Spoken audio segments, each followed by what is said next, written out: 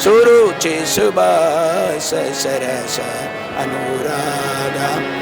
गुरु गृह गए पठन रघुराई, अल्पकाल विद्या सब पाए।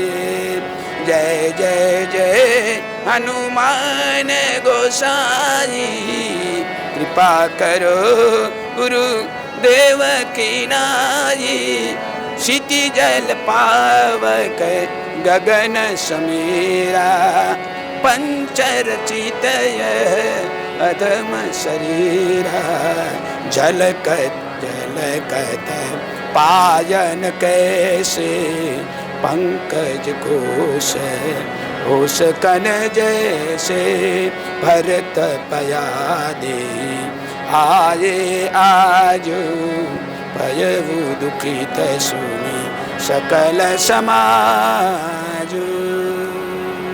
मेरे साथ अहमदाबाद गुजरात से प्रसिद्ध कथावाचक भरत भाई साधु जी जुड़ रहे हैं, जो अयोध्या आए हुए हैं और अयोध्या के हरिहर सदन में गुजराती भक्तों को संगीतमय रामचरितमानस का पाठ सुना रहे हैं।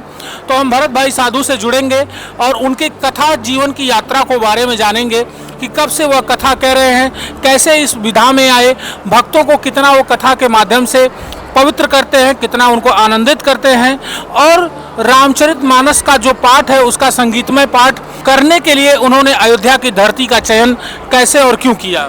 बस हम राम उपासक है, मानस उपासक है, हनुमंत उपासक है, तो अयोध्या से हमारा बहुत लगाव है। अयोध्या बार बार आना चाहते हैं, लेकिन जब भगवान की कृपा होती है तब यहाँ आ सकते हैं। अति हरि कृपा जाहि पर हो ही, बहुत भगवान की कृपा होती है, राघव सरकार की कृपा होती है, तब ये भूमि पे आ सकते हैं। बाकी तो आने का तो बहुत इच्छा होती है, लेकिन उनकी कृपा बिना यहाँ कोई नहीं पहुँच सकते हैं। रामचरितमानस जो होता है गुरुजी, जरा इसके बारे में विस्तार से बताइए। तुलसीदास ने लिखा है चौपाइयाँ हैं, तो इसमें कितनी कुल चौपाइयाँ हैं, और आप कथावाचक लोग जब रामचरितमानस का संगीतमय पाठ सुनाते हैं किन किन चौपाइयों का ज़्यादा प्रयोग करते हैं? रामचरितमानस को यदि कोई भक्त पढ़ना चाहता है तो कैसे पढ़े, किस प्रकार से पढ़े? रामचरितमानस ग्रंथ ऐसा अद्भुत ग्रंथ है। तुलसीदास जी ने इतनी सरल और सादी भाषा में इनकी रचना की है कि जन जन तक पहुंच जाए, और जन जन सामान्य से सामान्य लोग भी उनको समझ पाते हैं।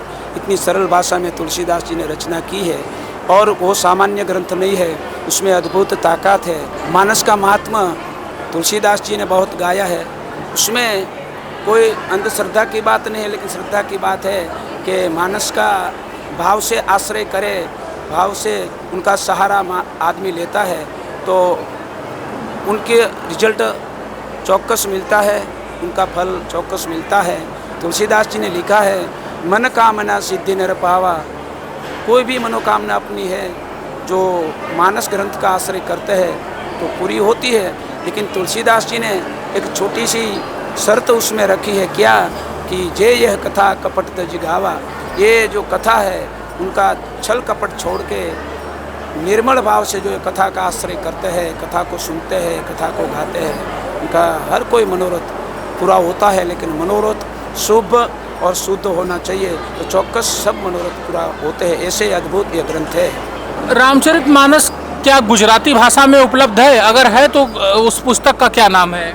इसमें गीता प्रेस गोरखपुर ने ये रामचरितमानस जो लिखा है तो बहुत भाषा में उसका भाषांतर किया है अवधी भाषा, हिंदी, संस्कृत भी अंदर है, इंग्लिश भी है। तो मानस जिनको अवधी भाषा में तो है, लेकिन उसका भाषांतर भी गुजराती में भी मिलता है, हिंदी में भी मिलता है। तो जो लोग मद्रासी भाषा में भी वो है, तो सब भाषा में उसका ट्रांसलेशन है, तो सब लोग ये मानस की उपासना कर सकते हैं। देखा आप लोगों ने, मेरे साथ भरत भाई साधु जुड़े हुए थे जो रामचरितमानस पाठ अयोध्या में कर रहे हैं, और उन्होंने बहुत ही विस्तार से हमारे साथ बातचीत की और जानकारी दी। मैं देवेश पांडे, अयोध्या।